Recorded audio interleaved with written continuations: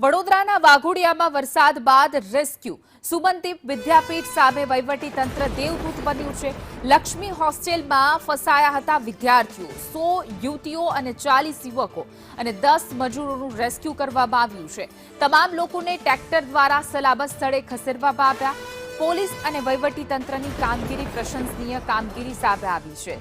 જેમાં 100 યુવતીઓ અને 40 વિદ્યાર્થીઓ જે હતા એમને ફસાઈ ગયા હતા એમને બચાવી લેવામાં આવ્યા છે, એમનું રેસ્ક્યુ કરાયું।